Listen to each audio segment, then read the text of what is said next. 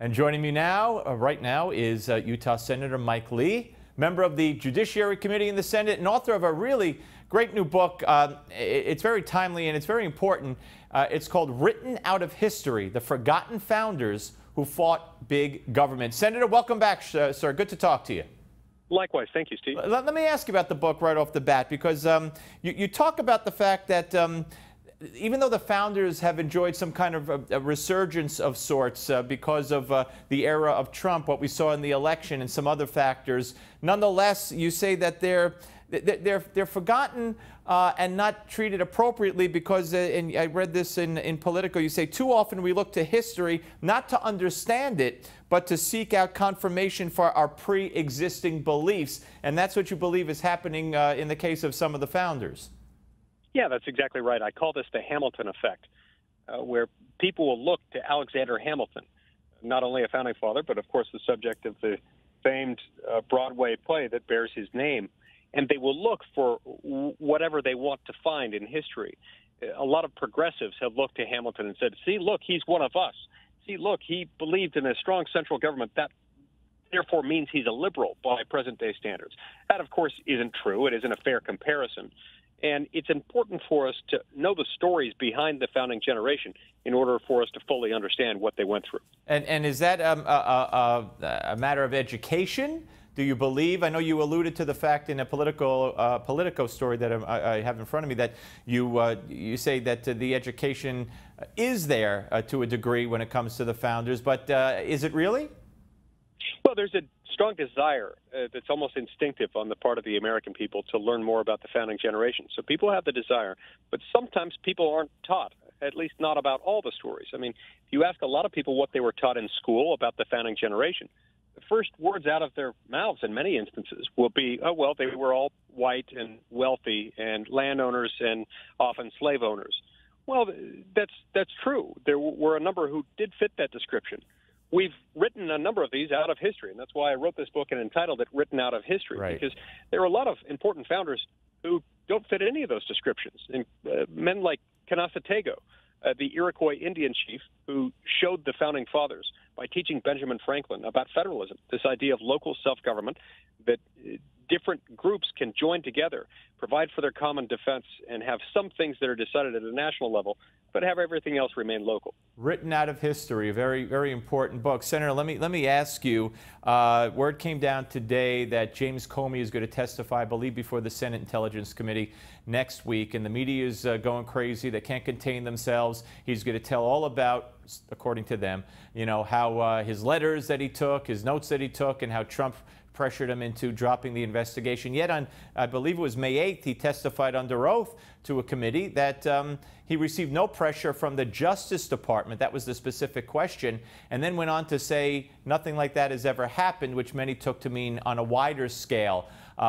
Where do you think he fits with this? What do you think he says next week? And is this going to be a huge event? I serve on the Judiciary Committee, and I was there the day he testified. I asked him a bunch of questions, and he did, in fact, testify that he hasn't seen political pressure brought to bear on an investigation like this.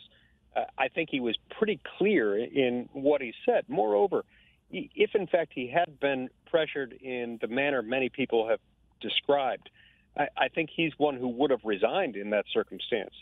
So I don't expect that we'll hear anything different on that front when he testifies. One of the things that I hope he will answer is why on earth was he put in this position in the first place? Why on earth was he put in a position in July of 2016 to be holding a press conference announcing a decision with regard to whether or not to prosecute Hillary Clinton? That's not the role of the FBI director. That's not the role of the FBI.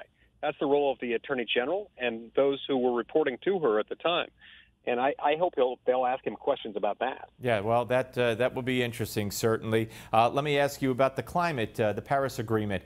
Reports today indicate that the president will announce, and he tweeted that he will announce his decision. The sources have indicated that the decision will be that the president will pull us out of that Paris Climate Accords. There might be caveats. He might take it to the Senate. and say, hey, confirm it. It's a treaty. You need 2/3 votes to do that. He might look to renegotiate it. Where do you fall? What do you hope to see happen when the president does make his decision later this week?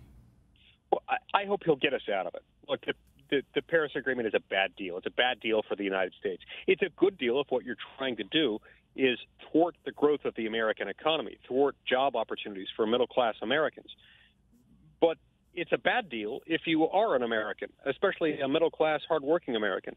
And on another front, on a broader level, climates change. It's what they do.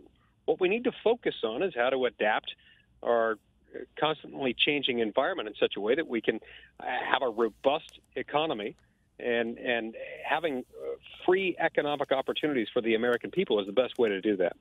Another story today, we got word, again, nothing's official yet, but the president is apparently going to sign that infamous waiver, if you will, that will keep the U.S. Embassy in Tel Aviv and not move it to Jerusalem. Of course, this, flies in the face of something he promised. And we should point out that getting us out of the Paris Agreement was something he promised as well, and it looks like he will do that. But nonetheless, a lot of disappointed people if he signs that waiver, citing national security and postponing it, I believe, for 6 months, and then it'll be readdressed.